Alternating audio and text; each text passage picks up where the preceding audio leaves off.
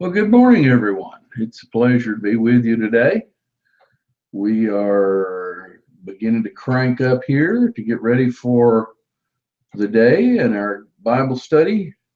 We're going to be studying in the Gospel of Luke. We're in the 12th chapter, and we're in that section that considers the lilies of the field and parallel to a little bit of a parallel to Matthew. And we would invite you to come out and turn your computer or your TV or whatever it is you're watching on your iPad and join us. We would like to have you very much. We're going to start in the 22nd verse of Luke 12 today, and we hope that you'll take the time to join us. You can reach us. You can participate in this study. This isn't just, hopefully, it's not just me gabbing here, but you can participate in this fairly easily, and we would like to have you participate in it. Let me see if I can get you up here. And here's how you can reach us. We're going to monitor chat. Here, if you're familiar with watching YouTube, there's a chat feature on these live programs, and we are live. While we're live, you can chat along with us. So any question you want to ask, we'll kick up right away. You can also reach us by telephone at 317-257-3000. And you can, if you're out of the calling area here in Indianapolis, this program brought to you by the High School Road Church of Christ, 3103 North High School Road in Indianapolis. If you're out of that calling area, you can reach us at 1-800-423-2484. And we would be glad to hear from you. You can email us at proveallthings@comcast.net. The phone or chat are the fastest ways to get through to us, and you can participate in the class. This section is, as we've mentioned in our previous studies, is in, let me see, I got to rearrange a few things around here to sort of begin getting back to where I want to be in order to see all my notes, and at least both of them, to kind of keep up with you. Hang on, I'm clicking buttons. They only allow me so many monitors and make fun of the ones I have. What can I say? So I'll get there in just a minute and we'll begin our class. There we go. We're getting there. All right. As I said, we're going to start in verse 22 of this section. In this section, Luke gives material that appears in Matthew, but on another connection. Part of it in Matthew is the charge to the 12 in their tour of Galilee. Part of it is from the Mount of Olives. None of this is in Mark, and it seems fairly obvious, as we've said before, that Jesus repeated himself on several occasions and used and reused some of these points. This section, verse 22 through 31, corresponds to Matthew 6 and the Sermon on the Mount, verse 25 through 33, roughly, in Matthew 6. The parable of the rich fool that we studied about last week also applies to these things. So very similar. Luke 12:22 here is precisely in Matthew 6, verse 25.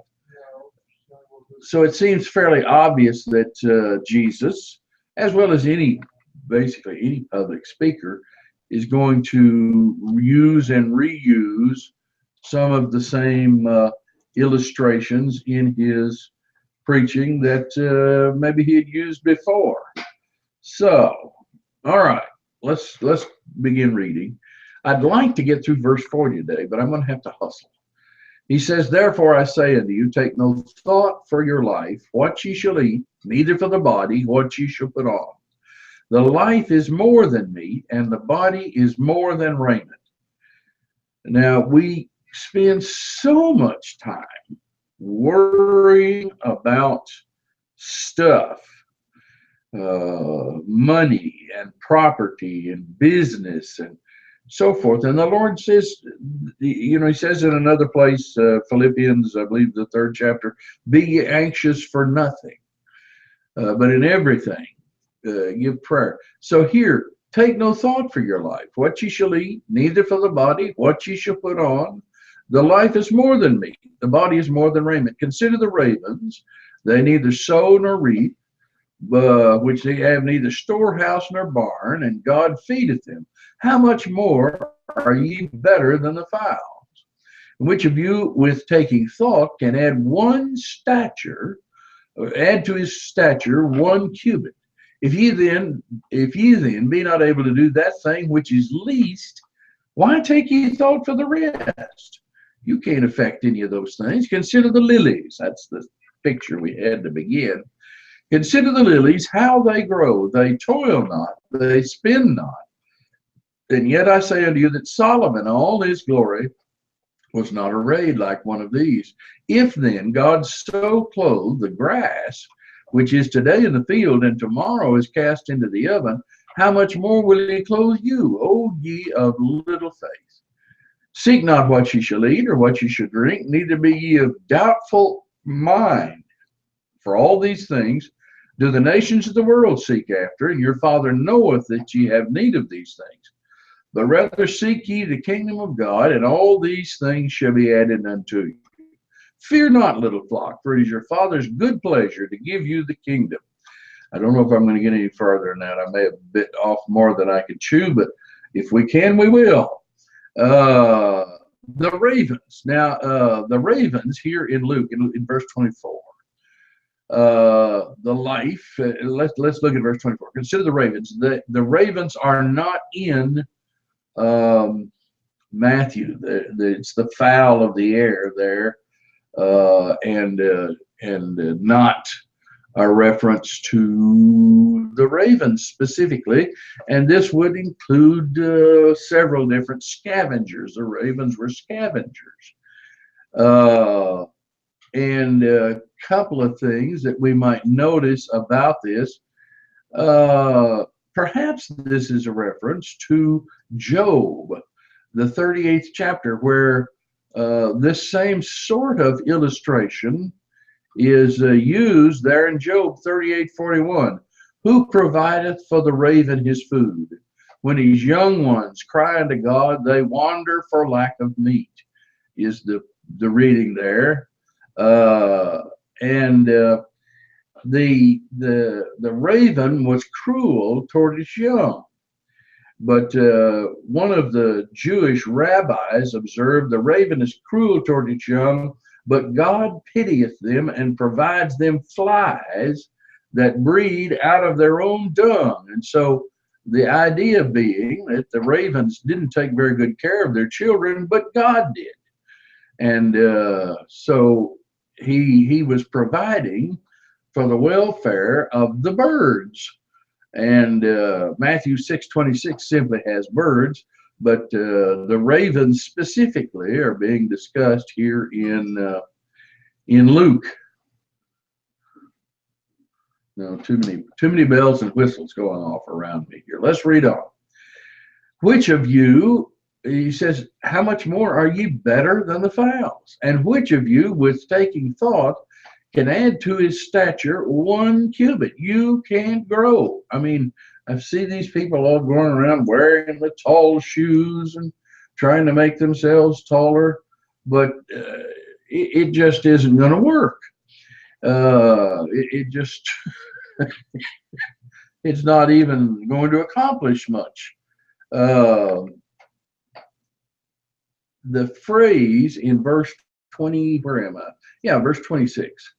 If ye then be not able to do that thing which is least, why take ye thought for the rest? Now that particular phrase, this verse is not in Matthew, the 6th chapter.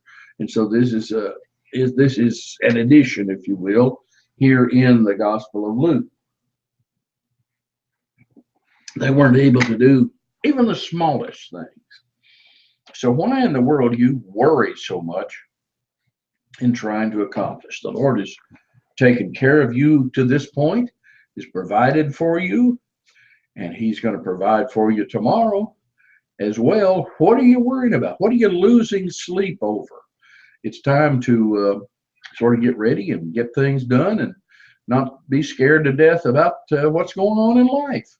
You may lose a few dollars.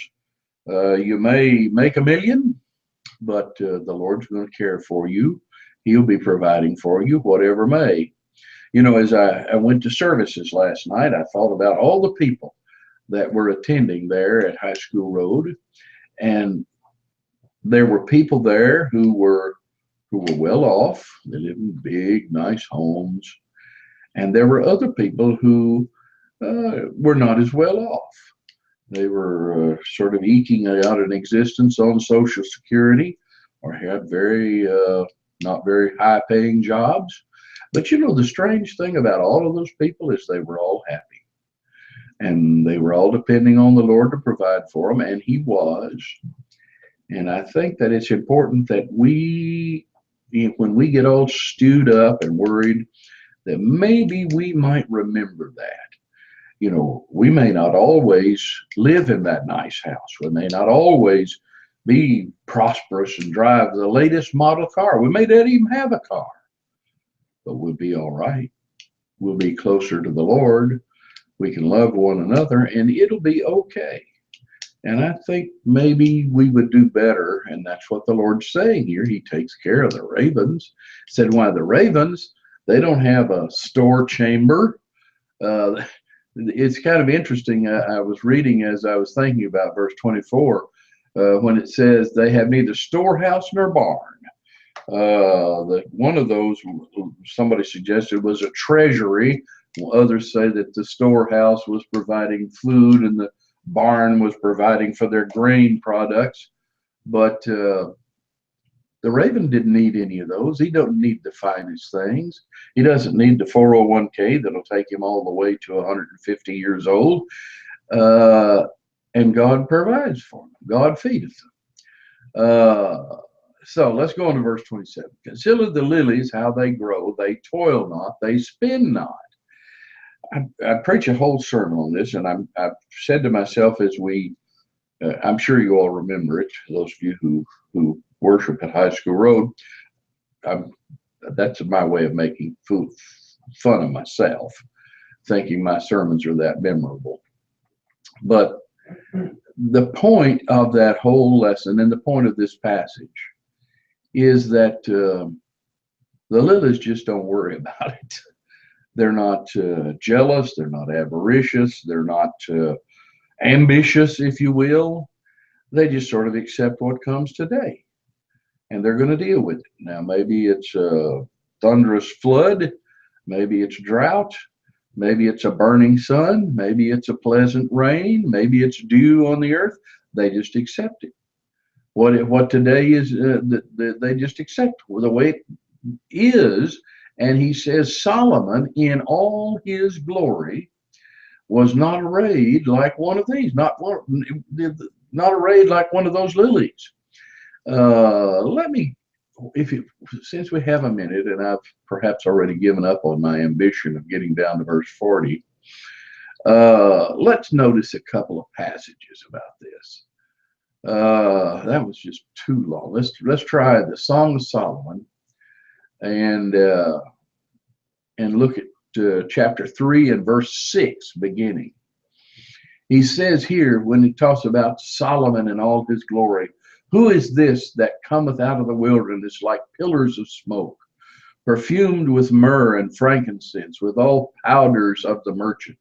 Behold his bed, which is Solomon's 80 valiant men are about it, of the valiant of Israel. They all hold swords, being expert in war. Every man hath his sword upon his thigh, because of fear in the night. King Solomon made himself a chariot of the wood of Lebanon. He made the pillars thereof of silver, the bottom thereof of gold, the covering of it of purple, the midst thereof being paved with I lost my reference. I'll get it back here eventually when I remember how to run all this stuff.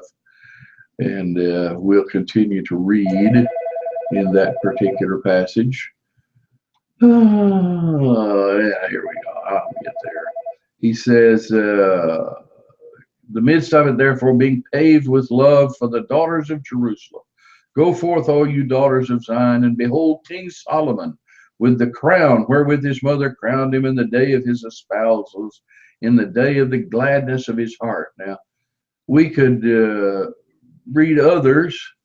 1 Kings 3, verse 13, I have also given thee that which thou hast not asked, both riches and honor, so that there shall not be any among the kings like unto thee all thy days. And I mentioned 1 Kings 10 has a lengthy reading about the majesty of Solomon.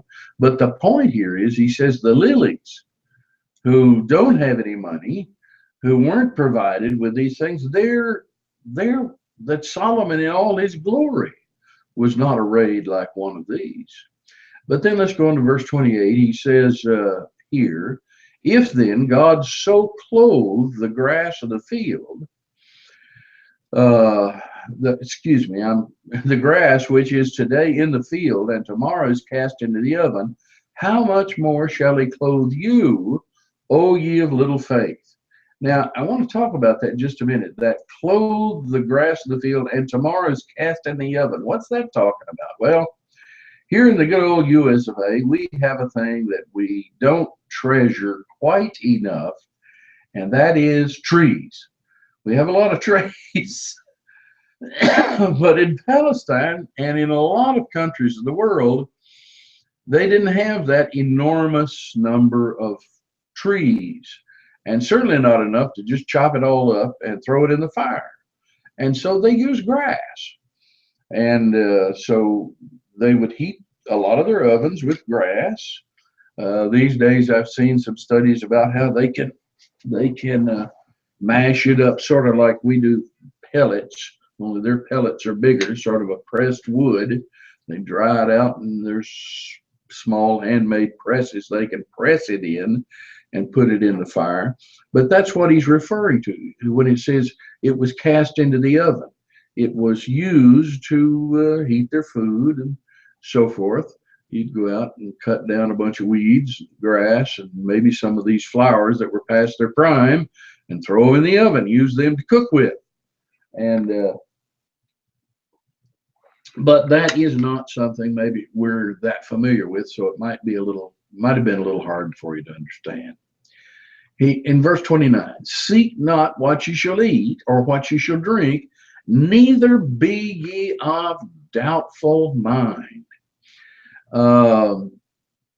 Literally, the expression here in verse 29 is, do not toss about like boats in the offing.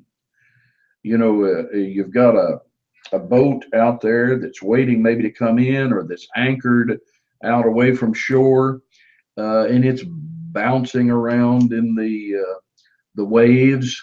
And he says, don't be about doubtful mind like a boat in the offing. You're bouncing around like the end of the world's come. You need to solid up just a little bit in your worries. And I think there are probably times that every last one of us has experienced that. Here I'm looking at A.T. Robertson, and he says that that this is an old word which means in midair, to lift up on high, then to lift oneself up with hopes, to be buoyed up, to be tossed like a ship at sea, to be anxious, to be in doubt. And so tossed like a ship at sea, buoyed or bounced like a boat out in the offing.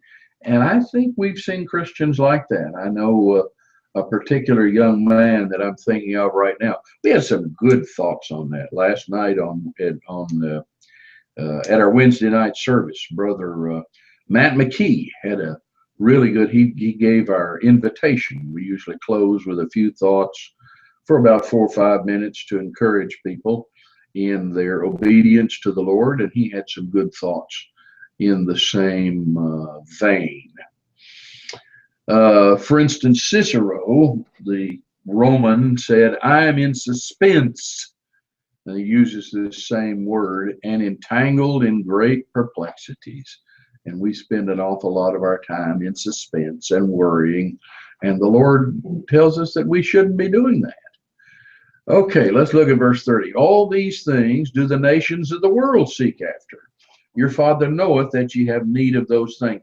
Now, this is a very common expression among the Jews of this time. The nations of the world was used by them to express basically the Gentiles. They were saying that the Gentiles worry about stuff like that. What's the matter with you? and it was a very common sort of expression. He says the Gentiles who have the implication was they didn't know anything about God and they weren't close to God, that they had some reason to be anxious about their transient needs because they hadn't had so much experience with God where God was caring for them. He says, but you, he says, why should you act like the Gentiles? When you are a believer in God, you know about him, you know he's cared for you, and you know he's provided for you all these years, and you know that you have every confidence he will continue to do so.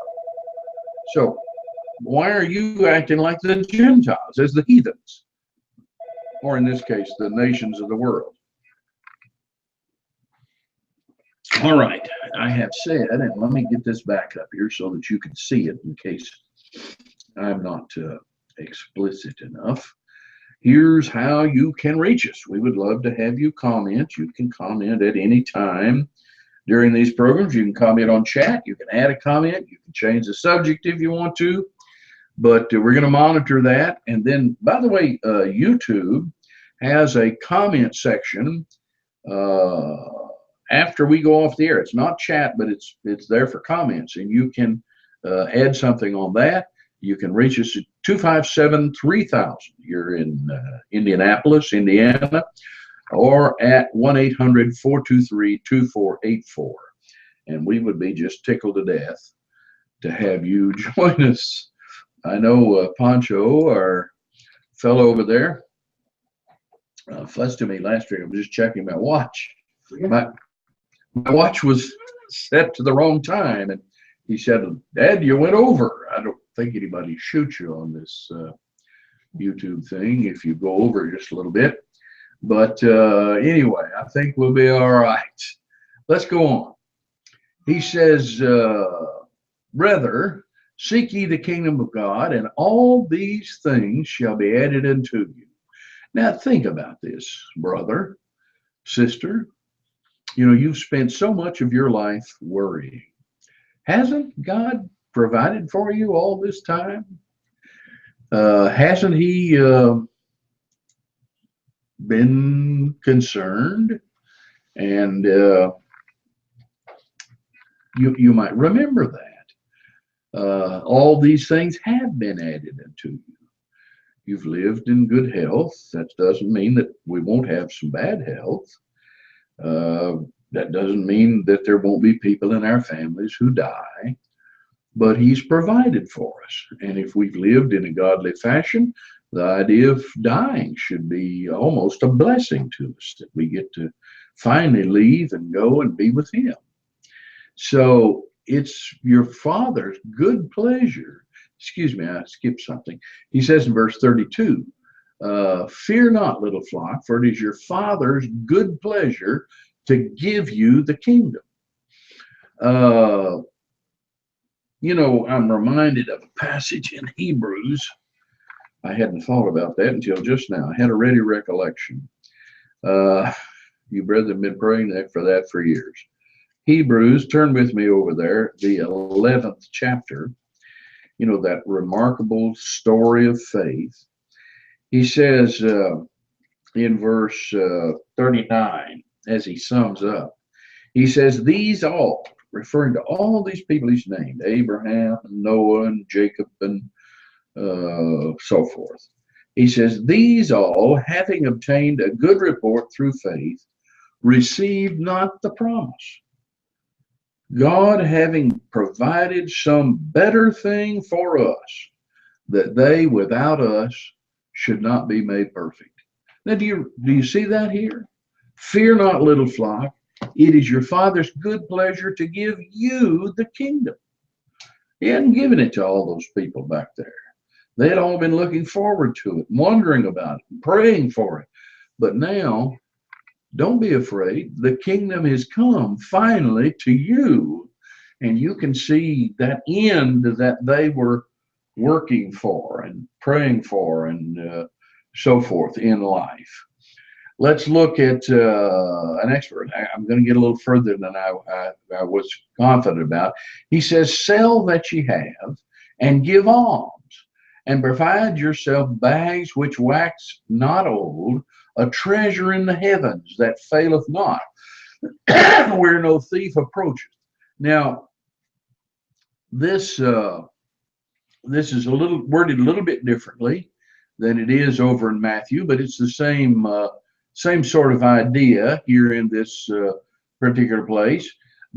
He says, "Fear not, little flock." The little flock there is not diminutive, and it's not superfluous, but it is a pathetic thing. It's sort of like you would talk to your little child, or you refer to your little one, and so he's referring to it that way. Now, sell that you have, and there's you've got in Acts 2 and verse 44 a tremendous example of that. There in Acts 2:44, all that believed were together and had all things common, and sold their possessions and goods, and parted them to all as every man had need. And so these Christians did do that. They did sell what they had and did give alms, and thus provide themselves bags which wax not old. Now that's a figure for the idea of that they were not seeking the unrighteous mammon. They were seeking the true riches of Christianity. So that back in Matthew, the 6th chapter, where in the Sermon on the Mount, he's referring to the same, if I can get my pages flipped, the same sort of thing. He's saying here in verse 20, lay not up for yourselves treasures upon earth, where moth and rust doth corrupt, where thieves break through and steal, but lay up for yourselves treasures in heaven, where neither moth nor rust doth corrupt, and where thieves do not break through and steal. I don't know if you pay any attention to the stock market, but well, probably a lot of you don't have any money in the stock market. But have you noticed it's going down pretty bad? The newspaper, I was reading the newspaper this morning as I eat my cereal, and it was saying a lot of people are beginning to panic, and they think that the market's going down. It's losing all sorts of money. Where moth and rust doth corrupt, and where thieves break through and steal, was what he says here. What he says in Luke 12:33, provide yourselves bags which wax not old, a treasure in the heavens that faileth not, where no thief approacheth, neither moth corrupteth. For where your treasure is, there will your heart be also. So it's something maybe, I don't know, will we always enjoy this good prosperity that the United States has enjoyed in recent years? My mother's still around. She reminds me all the time, as probably your grandmother and mother did, about the Depression, the Great Depression, and how hard things were. There was no money. They had the advantage of living out on a farm, so they could always eat. The hens were always laying eggs, and they'd raise a pig or two, and they'd have a big garden, so they could always eat. They may not have had a lot of money, but they could get by. But their treasure wasn't there. Where is yours? Is it all laid up in those stocks and bonds and the savings accounts and the retirement accounts and all that sort of thing? All your stuff? Or have you provided for yourself that which is truly, truly valuable in life? All right, I got about to where I needed to in order to make sense of things next week. I appreciate your being with us very much. This program brought to you, of course, by the High School Road Church of Christ, 3103 North High School Road. It's been a pleasure to be with you today. Let's see. Yeah, I was wanting to put something up here with the church's address on it, and I think I might even be almost able to do that. 3103 North High School Road here in Indianapolis. We're going to be meeting on the Lord's Day at 9:30 for Bible classes. Brother Alan McKee, who's with me often on Tuesday nights, will be teaching a class in Genesis, and I believe he's talking about Rebecca and Isaac last Sunday, so he's studying in Genesis just a little bit beyond that, more than likely. And then I'll be preaching, Lord willing, Sunday morning at 10:30, and then again at 6 in the evening, another worship service. We'd very much like to have you come out and be with us. And 3103 North High School Road, come on. You can reach us throughout the week, 257-3000, and you can write us at proveallthings@comcast.net. Good day to you.